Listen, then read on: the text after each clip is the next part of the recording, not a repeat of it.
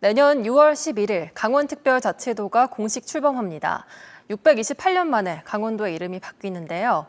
지역 발전의 획기적인 계기가 될 것이라는 기대감이 큽니다. 지원뉴스에서는 강원특별자치도의 성공적인 출범을 위한 과제를 살펴보는 기획보도를 마련했습니다.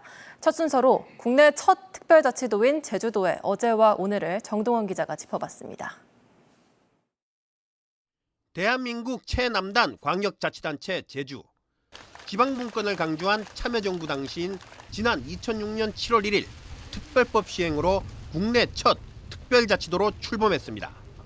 대규모 관광 개발을 통해 지역을 발전시키자는 취지로 홍콩과 싱가포르에 버금가는 국제 자유도시를 만드는 게 목표였습니다. 국제 기능을 제고할 수 있는 곳으로 제주를 지목하게 됐죠. 그래서 제주를 홍콩과 싱가포르처럼 국제 기능을 갖는 그런 도시로 개발하기 위해서 국제자유도시 특별법을 제정했었던 것입니다. 사업의 효율적 추진을 위해 먼저 행정체제를 개편했습니다.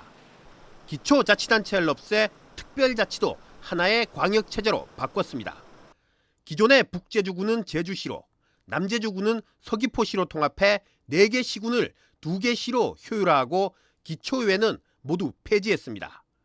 통합행정시는 도지사가 시장을 임명하고 시장은 도로부터 위임받은 업무만 관장합니다. 개발을 위한 각종 제도 개선과 세금 감면 등으로 외형적 변화도 컸습니다.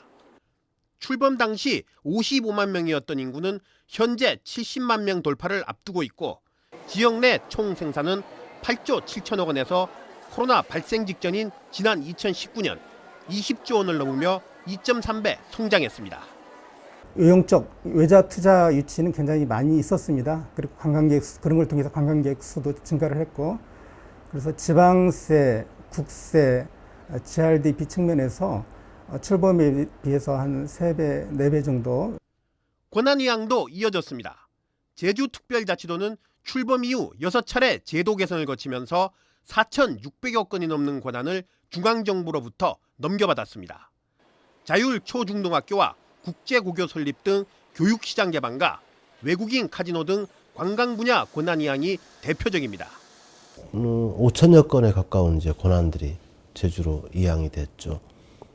그래서 상당히 독자적인 자치 운영을 할 수 있는.